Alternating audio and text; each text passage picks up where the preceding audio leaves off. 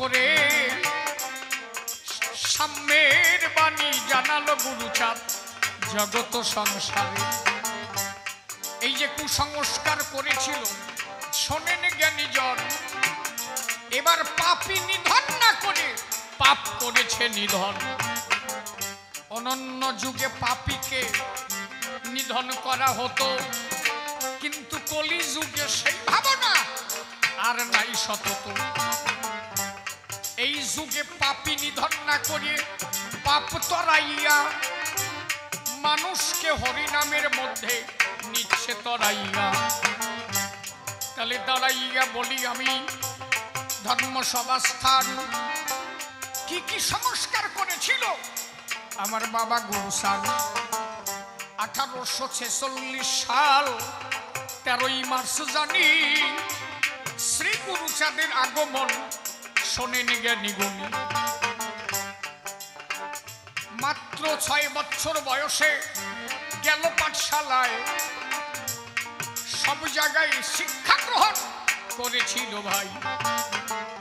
পদ্মবিলা মল্লকান্দি শিক্ষা গ্রহণ করে শ্রী গুরুচাঁদ এলো যখন ওরা কান্দির বাজারে। ওরা কান্দি এসে যখন সব স্কুলে যায়, গুরুচাঁদকে কোন স্কুলে ভর্তি করে নাই। যে স্কুলে নিয়ে যেত আমার বাবা হরিচাঁদ, কোন স্কুলে গুরুচাঁদের ছিল না সম্মান। ওই বর্ণবাদী মানুষগুলো দেখে বলল তাই এই সন্ডালের শিক্ষা নেবার কিসের দরকার ভাই। এই যে মানুষে মানুষে জাতাজাতি অন্ধ কুসংস্কার একমাত্র সংহার করলেন গুরুচাঁদ আমার। শেষ পর্যন্ত মুসলমানদের স্কুলে পড়েছিল মুক্তব্যে গুরুচাঁদ ঠাকুর। 3 বছর স্টাডি করিল, 3 বছর পড়াশোনা করলো দয়াল গুরুচাঁদ। তাহলে মাদ্রাসায় পড়েছে তবু জায়গা দেয় নাই অন্যজন। এই যে বর্ণবাদী স্কুল যেগুলো, গুরুচাঁদের জায়গা নাই। আমার হরিচাঁদ ডেকে বলল গুরুচাঁদের ঠাই। শোনো আমারও গুরুচাঁদ, বলি তোমার ধারে তোমার মতো কত হাজার হাজার ছেলে মেয়ে চরাচরে আজ শিক্ষা গ্রহণ করতে তোমার সেই স্কুলে জায়গা নাই। কত সন্তান এইভাবে বাবা কাঁদিছে ধরায়। তুমি আমার কথা নিও বাবা, বলি সবাস্থান। একদিন এদের চোখের জল মোছাইয়ে দিও এদের প্রাণ। মনে রেখো এই জাতি উদ্ধার করতে হলে শিক্ষাবিহীন এই জাতি যাবে রসাতলে। মানুষ শিক্ষিত হলে তখন তার জ্ঞানের জন্ম হবে, আর জ্ঞান জন্মালে ভালো মন্দ বুঝিতে পারিবে। আজকে আপনি বলেন তো, একটা টাইম আমার সমাজের মানুষকে যা বোঝানো হতো তাই বুঝতো, কিন্তু বিষয়টা কি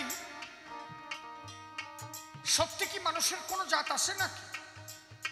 এটা শিক্ষিত না হলে তো বোঝা যাবে না। তখনকার সময় বলা হয়েছে যারা নমশূদ্র তারা 3 বর্ণের শুধু দাসত্ব করবে, তারা ভালো কাজ করতে পারবে না। ওই যে আমার বাপ্পা এখন চাকরি করে, আমার শান্তি ব্যবসা করে, এই নমকে কাজ ছিল এইগুলো নাকি? মনুসংহিতায় লেখা, ব্রাহ্মণদের গ্রন্থে লেখা, এই নমশূদ্র সমাজের মানুষ এদের কাজ হচ্ছে 3 বর্ণের মানুষের দাসত্ব করা। কি কি? ব্রাহ্মণ, ক্ষত্রিয়, বৈশ্য, এদের চরণের দাসত্ব করা। এখন শিক্ষিত হয়ে আমরা কি তাই মেনে নেব? আমরা চাকরি করব না? তাহলে শিক্ষিত মানুষ যখন হবে তখন ভালো মন্দ বুঝতে পারবে। গুরুচাঁদ ঠাকুর এই জন্য বলেছিলেন, অনন্ত অসীম যদি দেখিবারে চাস ধর্ম নয়, আগে তুই শিক্ষা জলে ভাস। শিক্ষিত হলে তুই বুঝতে পারবি মূল ধর্মটা কি। মূল ধর্মটা তুই বুঝতে পারবি, তার আগে কিন্তু বুঝতে পারবি না।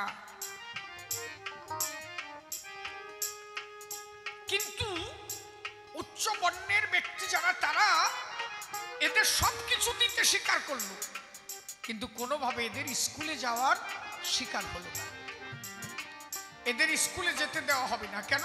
ওরা জানতো একবার আক্ষরিক জ্ঞানে যদি এদের জন্মাইয়ে যায়, এরা ভালো মন্দ বুঝতে পারবে, আর হবে না এরা ক্ষয়। একটা আশ্চর্যের বিষয় শুনে রাখো, 1906 সালের আগে এই নমশূদ্র সমাজে একটা লোকের চাকরি ছিল না। আপনি দেখাতে পারবেন না? 1906 আর এইটা কত সাল? 2025।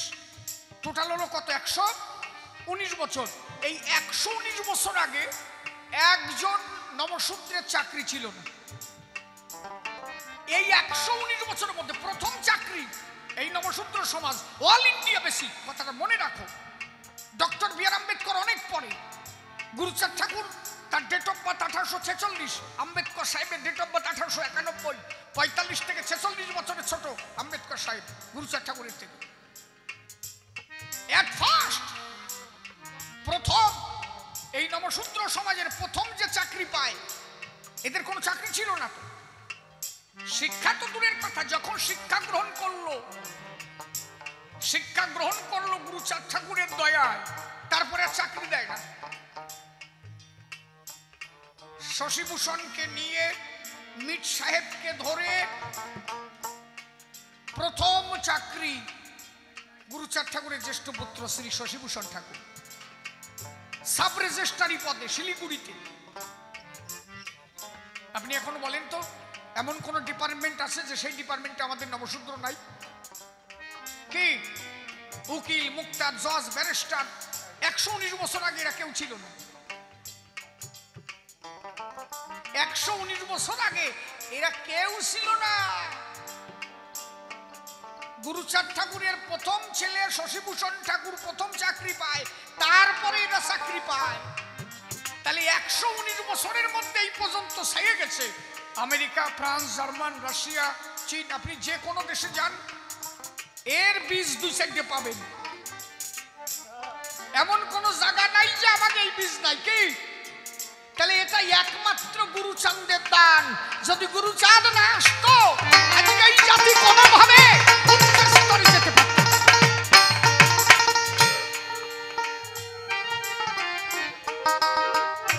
আজকে আমার জাত পার্লামেন্টে কথা বলে, ভাবতে পারেন? যে জাতি স্কুলে ঢুকতে জায়গা পায় না, স্কুলে ঢুকতে জায়গা পায় নাই, আজকে আইন সভায় যে আমার মানুষ কথা বলছে, এটা আমার পরম পাওয়া। কি?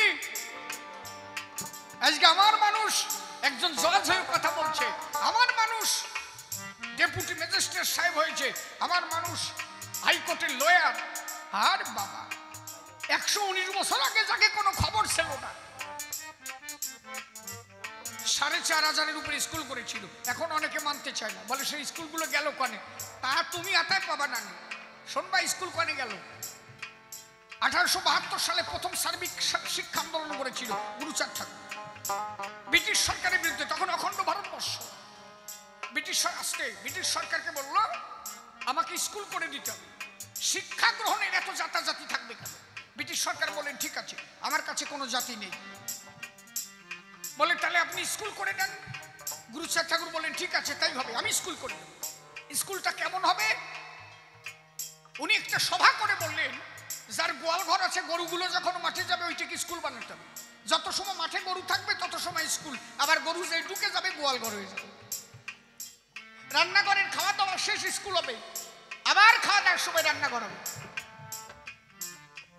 কারো ভিটা যদি পড়ে থাকে, সেখানে একটা সালা দিয়ে স্কুল করা হলো। 4,500 স্কুল এইভাবে গুরুচাঁদ ঠাকুর করেছিল। ওরাকান্দি যত টাকা আসতো, একটা টাকা নিজে কোনোদিন খায় নাই, সমস্ত টাকা দিয়ে এদের শিক্ষা করেছিল। যদি বলেন ওরাকান্দির সংসার তাহলে কিভাবে চলতো? 1879 সালে নিজে লগ্নি কারবার করে, ব্যবসা করে সংসার চালিয়েছিল গুরুচাঁদ ঠাকুর। ওরাকান্দি যত টাকা ভক্তরা দিত, সমস্ত টাকা দিয়ে স্কুল করেছিল। উনি যদি জানতো যে এখনকার এই জাত তারই অবিশ্বাস করবে, তাহলে ওই সময় নিজের নামে স্কুলগুলো লিখে রাখত। ওনার তো নিজের নাম করার কথা ছিল না। উনি শুধু বলেছিল, আমার বাবা বলে গেছে যে একটা মরা জাতি তোর হাতে তুলে দিয়ে গেলাম, এদের তুই দান করিস। যদি ভাবতো যে এরা মানবে না, তাহলে গুরুচাঁদ ঠাকুর নিজের নামে লিখে তো। সেই স্কুলগুলো পরবর্তীতে কি হলো, সেই চালা ভেঙে দিয়ে সরকার সেখানে ভালো ভালো ঘর করে একটা নাম বসাই দিল, এক একটা নাম বসাই দিল, সেই সব নামে স্কুলগুলো চালু হয়ে গেল। কথা বোঝা যাচ্ছে কি আমার? এই জন্য এখন গুরুচাঁদ কয়খান করেছিল সেটা খুঁজে পাওয়া যায় না।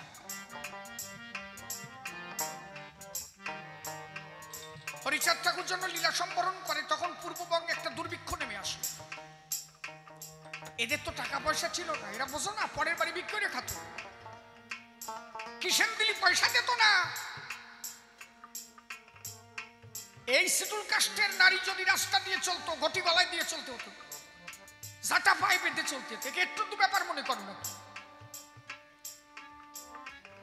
সেই মুহূর্তে গুরুচাঁদ ঠাকুর বললেন কি করা যায়, এদের তো বাঁচাতে হবে। এমন দুর্ভিক্ষ নেমে গেল, টোটাল ওরাকান্দির সমস্ত টাকা এক জায়গা করে মাত্র 19,000 টাকা, 19,000 টাকা পাওয়া গেল। সেই 19,000 টাকা মানে বিরাট ব্যাপার। তখনকার 19,000 মানে বোঝো, এই বাগদা ধরে কিনে ফেলানো যায় তখনকার 19,000 টাকায়। কি ঠিক ঠিক কিনা? তখন 1 বিঘে জমির দাম 5 পয়সাও, সেটা কেনে কেনা। সেই 19,000 টাকা এই অনুন্নত সম্প্রদায়ের মধ্যে গুরুচাঁদ ঠাকুর ভাগ করে দিয়েছিল। তোমার পাশের বাড়ি যদি দোতলা হয়, দিন ভরে খালি ঠাউরি দাও, ঠাউর দোতলাটা ভেঙে পড়ে না, বোঝো না? আর নিজের জীবনের সর্বস্ব এদের জন্য দিয়ে গেল। কি দেশো তোমরা তারে? এখনো বদনাম করতে ছাড়ো না। হ্যাঁ বৈরাগী, তুমি যদি নম হয়ে থাকো, তোমার দিন গেলে একবার গুরুচাঁদের কথা বলা উচিত। কৃষ্ণ নাম কোন জায়গায় করবা? তোমার করতে দিছিল নাকি? রামকান্ত বৈরাগী কৃষ্ণ কৃষ্ণ বলেছিল। হরিচাঁদ ঠাকুর আসার আগে সবই তো বৈরাগী ছিল। তাহলে রামকান্ত কৃষ্ণ পূজা দিয়েছিল, মারলো কেন? রামকান্তকে মারা হলো কেন? রামকান্ত তো কৃষ্ণ পূজাই দিয়েছিল। তার মানে কি, রামকান্ত যখন গোবিন্দকে ভোগ নৈবেদ্য দান করছে, পিছন থেকে রামকান্তকে চুরির মুঠি ধরালো। রামকান্ত বলল আমাকে মারা হচ্ছে কেন? বললেন তুই চালাল, ভগবানের স্পর্শ করার অধিকার তোর নেই, তুই স্পর্শ করলে সেই মন্দিরে ভগবান থাকবে না। তাহলে রামকান্ত কৃষ্ণ পূজা দিয়েছিল, মারা হলো কেন? রামকান্ত তো হরিচাঁদের পুজো দেয় নাই, তখন তো হরিচাঁদ ঠাকুর আবির্ভাব হয় নাই। তার মানে কথা হচ্ছে এই, তখন তুমি কৃষ্ণ ভজো, কালী ভজো, দুর্গা ভজো, যাই ভজো, যদি খালি জানতো যে তুমি সারালের ঘরে জন্ম, কসার বাড়ির অভাব নাই। তাহলে কসারাতে রক্ষা করার একজনই মালিক, তিনি আমার গুরুচাঁদ ঠাকুর। তা তুমি বৈরাগী হও আর কালী ভক্ত হও আর শিব ভক্ত হও, তুমি যার ভজন করো, আমি ভজন করতে বলি খারাপ না, তুমি যারে ভজো ভজো। কিন্তু যে তোমার এত বড় উপকার করলো, দিনন্তে একবার তারে করো প্রণাম দান, একবার হরি গুরু সাথে প্রেমানন্দে হরি বলো সর্বলো।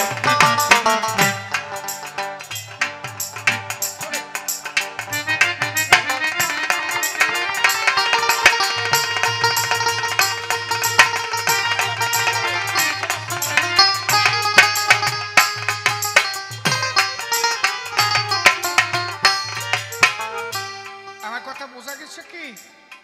বোঝা গেছে? পিতা কারে কয়? পিতা কারে কয়? আস্তে তুই বাজা বন্ধ করিস না, তুই সরাই ফুটুরে বলবেন তো।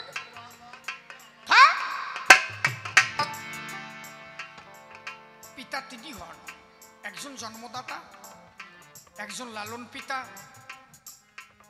যিনি লালন পালন করে বাঁচিয়ে রাখেন তিনি আর এক পিতা, তাই তো? যিনি জন্ম দেন তিনি জন্মদাতা পিতা, আর একজন পরম পিতা। তখনকার দিনে বাবা কেমন ছিল জানো? এ গদাই, গদাই এ তোর গেদন মানুষ হয়েছে? আল হ্যাঁ হয়েছে। কিরম মানুষ হয়েছে? কয় যে কোদাল কুপাতি পারে। কি মানুষ হচ্ছে বুঝেছো? কয় যে কোদাল কুপাতে পারে। মানে তখনকার বাবা তারা জানতো যে ছেলে একটু বড় হলে কিষেন খাটতে পারলেই মানুষ হয়ে গেল, ঠিক কিনা? আর এখন যদি কয় যে তোর লালসান কি মানুষ হচ্ছে, কয় যে না, সে 12 ক্লাস পড়ার পরে বিয়ে ক্লাসটা আর পড়লো না। কত দূর আগে চিঠি আর পাইছো? এই যে এগোনোর পিছনে যিনি, তিনি গুরুচাঁদ ঠাকুর। তাহলে তিনি কি পিতার আসন পাবেন না? বাবার উপরে যদি কিছু তাই করলি আরো ভালো হয়।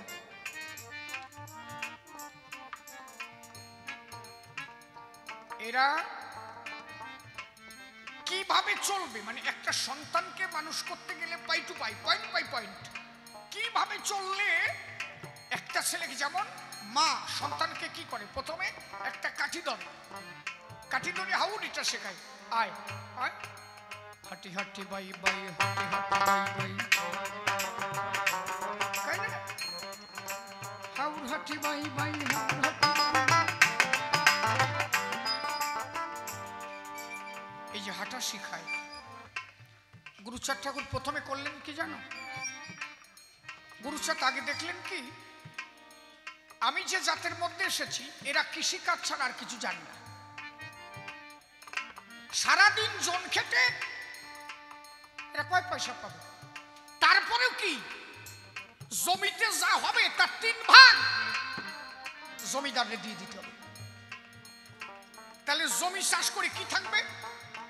ঋণের দায় পড়ে যাবে, আমার এই ছেলে মেয়েগুলো বাড়ি খাবে। উনি প্রথমেই তেভাগা আন্দোলন শুরু করলেন যে আমার ছেলেগুলোরে বাঁচাতে হবে। ছেলে বিপদে পড়লে বাবার অন্তর কাঁদে না? তেভাগা আন্দোলন করলেন, বলে হবে না, ওই জমিতে যা ফলে তাতে কি পায় ওরা, শেষে ঋণের দায় পড়ে, এখন থেকে তেভাগা আন্দোলন হবে। জয় হয়ে গেল গুরুচাঁদ ঠাকুর।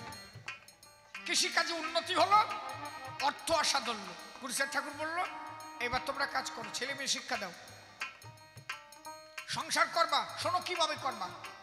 ওরা কান দিতে বারুনির মধ্যে গুরুচাঁদ ঠাকুর ভক্তদের বলেন, কেন বাবা কোয়া হয়, ছেলে লালন পালন করে মানুষের মতো মানুষ যিনি করে তিনি আর এক বাবা। Doctor B.R.. আম্বেদকরকে বাবা সাহেব আম্বেদকর বলা হয় নাকি? সেও বাবা টাইটেল পাইছিল, কিছু কারণ না থাকলেও তারে বাবা কয় না। বলো ওরাকান্দি ভক্তরা আসলো, বলো যে শোনো, তোমরা তো বেশি বোঝো না, এখনো তোমরা শিক্ষিত হয়ে পারো নাই বাবা, তা বাড়ি যাইয়ে পাকা ধানে মই দিয়ে দিবা, চাষ দিয়ে দিবা। বলদ কটা তো শিক্ষিত না, লাভ দিয়ে উঠছে, কিরম কথা কলিয়ে, পাকা ধানে কেউ চাষ দেয় তাহলে জমি নষ্ট হয়ে যায়, ধান নষ্ট হয়ে যায়। কাজে তা তো বুঝলাম, তা কয়বার দেশ এটুক তো ভালো বুঝিছ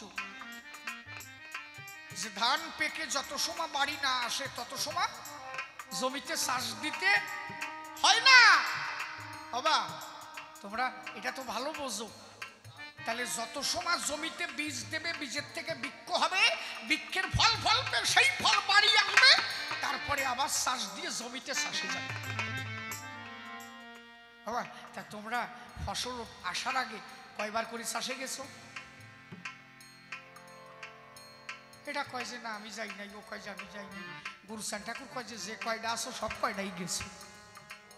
বলে বোঝো না, আমার মার কাছে বীজ দেছো, বীজ দেওয়ার পরে আর আমার মার কাছে যাও নাই, এখন আর কেউ কথা কয় যে কয়বার গেছি তার ঠিক নাই। কয় যে তাহলে ফসল ভালো হয়? একটা ভালো সন্তান আনতে গেলে, একটা ফসল ভালো পেতে গেলে জমিটাকে বীজ দিবা, ফসল বাড়ি আসবে, আবার চাষ দিবা। গাছ কাঁচা থাকতে থাকতে আবার যদি কেউ চাষ দেয় তাহলে তো ফসল ভালো হয় না বাবা। তেমনি মায়ের কাছে যাবা, সৃষ্টি রক্ষা করবা, ফসল ঘরে না আসা পর্যন্ত আর চাষে যেও না। কিভাবে শিখাইছে বুঝো না?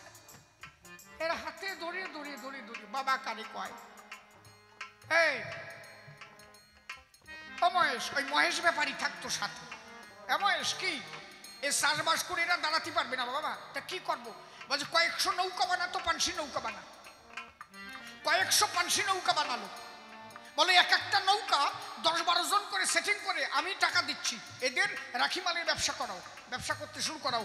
বাণিজ্যের লক্ষ্যে আসে, ও চাষবাসে বেশি দিন টেকবে না নে, উচ্চ শিক্ষায় শিক্ষিত হতে পারবে না নে, বাণিজ্য করা শিখাও।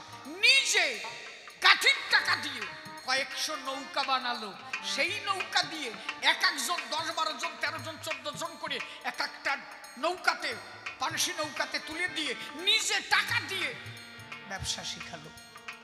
একটা কথা খালি বললো, আমার বাবা তোমাদের সহায় আছে, আমার দুটো কথা মেনে চলবা, কোনোদিন মিথ্যা কথা বলবা না ব্যবসায়, যে কোনোদিন মিথ্যা বলবা না, আর কাউরে কোনোদিন ওজনে কম দিবা না। এই দুটো কথা মেনে চললে একদিন তোমরা বড় হবে, একদিন মূল শিখরে তোমরা পৌঁছাইয়া যাবে। তারে বাবা কোয়া যায় না, নিজের গাঠির টাকা দিয়ে নৌকো বানাইয়ে বাণিজ্য শিখালো। এইবার স্কুলে জায়গা নাই, শিক্ষা গ্রহণ করবে, 4,500 উপর স্কুল গড়ে দিয়ে সেই স্কুলে জায়গা করে দিল। আজকে এমন কোন ঘর নাই সেই ঘরে চাকরি নাই। আজকে বাবা কারে কবা, কোনদিন এই সমাজে চাকরি হতো নাকি? এখনো চালাল বলে ডাকতো এদের। যদি 1911 সালে সেন্সাস রিপোর্ট থেকে মির সাহেবকে ধরে চন্ডাল গালি না তুলতো, এখনো চালাল ডাক শুনতো। তাহলে নমশূদ্র টাইটেল পেয়েছি তার কারণে, তাহলে জাতির পিতা কিটা হবে? গুরু স্যার হবে না? তো ওই সময় শালার পুরা কবালিরা দলিয়ে না কেন? হ্যাঁ, 4,500 স্কুল গড়ে এদের শিক্ষা দিল, এখনো পর্যন্ত তার ইনকাম খাও। বুঝে দেখো ভালো, এখনো তার ইনকাম খাচ্ছ। এই জায়গায় স্বনিমিলন, তারে টাকা দিবা না কেন? ইনকাম তো তার খাও। হ্যাঁ, তার ইনকাম খাচ্ছ। তুমি বইটা কি হওয়া যাও, যদি এই কুলে জন্ম নাও, তার ইনকাম খেয়ে তোমার সংসার চলছে। গুরুচাঁদের ইনকাম চলছে তোমার সংসার। তোমার ছেলেটা হাই স্কুলে মাস্টার, চাকরি হতো নাকি জীবনে? তাহলে গুরু সাদের দয়ায় চাকরি। এখন যে টাকা আসে তার কিছুটা ভাগ সে পায় না। হ্যাঁ, কথা কি খারাপ হচ্ছে নাকি? আমার কথা কইও, ও যে কটা টাইটেল কইছে টাইটেল কম হয়ে গেছে, আরো বেশি দেওয়ার দরকার। তা পতিত পাবন, পতিত মানে কি? পতিত পাবন মানে হচ্ছে বিশুদ্ধকরণ। যারা পতিত হয়েছিল এদের বিশুদ্ধকরণ করে সমাজে দাঁড় করানো। কিরম পতিত জানো? এরা তো চুল দাড়ি টাড়ি কাটতো না, ওই গামছা কাপড় সিরা মুড়া পরিয়ে। গুরুচাঁদ ঠাকুর কি করলো? গুরুচাঁদ ঠাকুরের নিজের মাজার সমান চলছিল। কথা কই না, কথা কস না বাবা, আসলে গান গাই, আপনি পাশে বসে কথা কস, চুপ করে বয়। গুরুচাঁদ ঠাকুরের মাজার সমান পর্যন্ত চলছিল। এই যে ছবিটা দেখো না, এটা গুরুচাঁদ ঠাকুরের পরবর্তী ছবি। মাজার সমান পর্যন্ত গুরুচাঁদ ঠাকুরের চুল ছিল। নিজে আসরিয়া এদেরকে বিশুদ্ধকরণ করেছিল। নিজে চুল কেটে ছোট্ট ছোট্ট চুল করে ফেলল। কলকাতা থেকে 500 টাকা দিয়ে ড্রেস কিনলো। 500 টাকা মানে তখনকার 500 টাকা বোঝো? রাজবেশ কিনে নিয়ে গেল, ওই ড্রেস পরে সিংহাসনে বসে থাকতো। আর যারা আসতো, দেখছিস আমারে এইরকম বেশ বরবা, চুল কাটে ছোট বানাবা, সাধু অত বড় হইয়ে লাভ নাই। চুল দাড়িতে সাধু হবে নাকি? সাধু হবে তো ভিতরে। মন যদি সাধু হয়, বেশে কি করো? মন সাধু করো, সমাজে মিশতে হবে, মানুষের মধ্যে যেতে হবে। এই যে আমরা এখন ফ্লাইটে যাওয়া আশা করি, আমি যদি এখন গামছা পরিয়ে চুল দাড়ি নিয়ে এটি উঠি, ওই ফ্লাইটে আর একজন আমার পাশে যে বসবে না, সে কমপ্লেন জানাবে না যে ইনারে উঠতে দিলেন কেন, এই প্লেনে আমি যাবো না? আমার আর উঠতে দেবে? তাহলে আমার কি করতে হবে?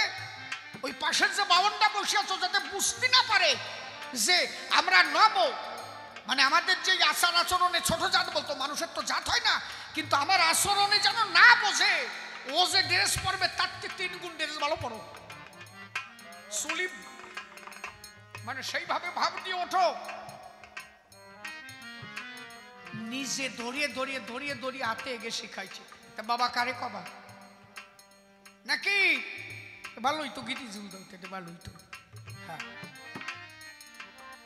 এদেরকে, এরা পতিত ছিল, এই পতিত এই জাতিকে বিশুদ্ধীকরণ করিয়া সমাজে দাঁড় করালো।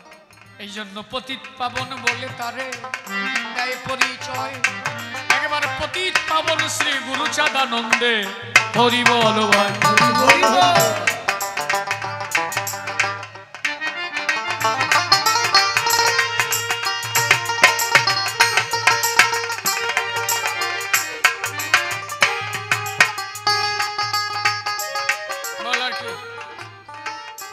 আর কি আছে বল?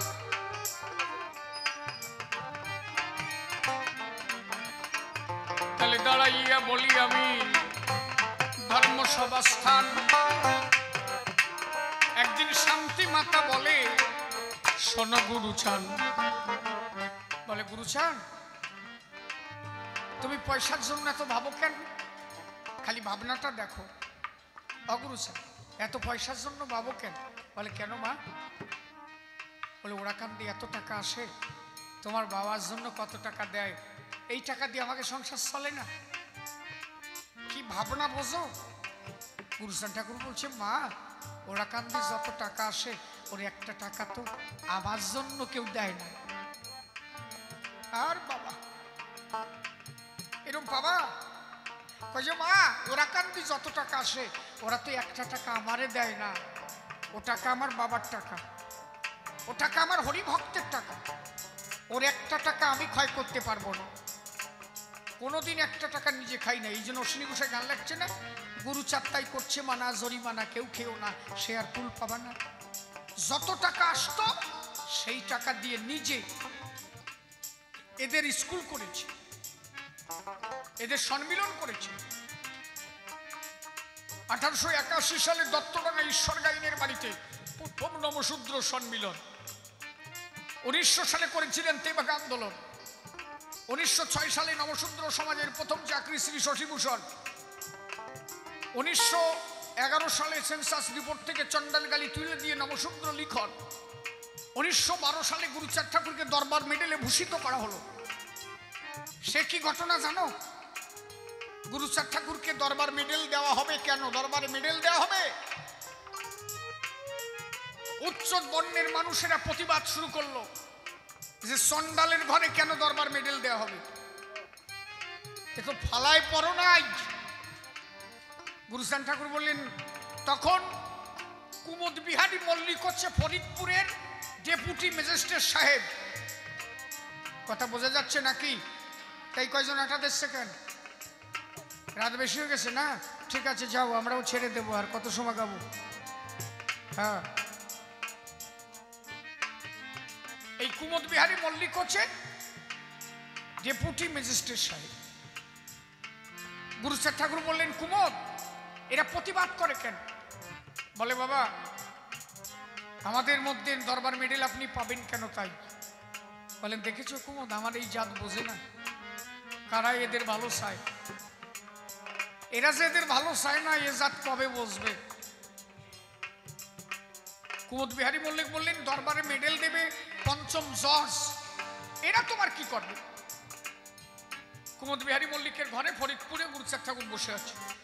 একটা আশ্চর্য ঘটনা ঘটে গেল। কোন একটা লোক একটা ছেলেকে হাতে নিয়ে রাস্তা দিয়ে যাচ্ছে। হঠাৎ করে ঘরের মধ্যে চোখ দিয়ে দেখে যে গুরুচাঁদ ঠাকুর বসে আছে। ওই ছেলেটা বাবারে বলছে, বাবা আমার হাতটা ছেড়ে দাও। বলে কেন? বলে ভিতরে যে লোকটা আছে আমি ওনার কাছে যাব। কেন রে? বলে বাবা ওই যে আমার যে জ্বর হয়েছিল, আমি মরে যাচ্ছিলাম, আমি তোমার বললাম না স্বপ্নে আমার কেউ দেখাইছে ইলিশ মাছ আর পান্তা ভাত খেলে আমার রোগ সেরে যাবে।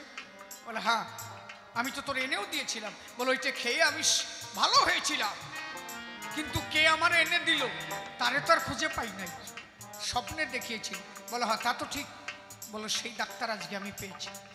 ওই যে ঘরের মধ্যে যে মানুষটা, সেই দিনই স্বপ্নে যোগে কয় আমি ওনার কথায় পান্তা ইলিশ খেয়ে ভালো হয়ে যায়। আজকে সেই মানুষকে পেয়েছি আমি।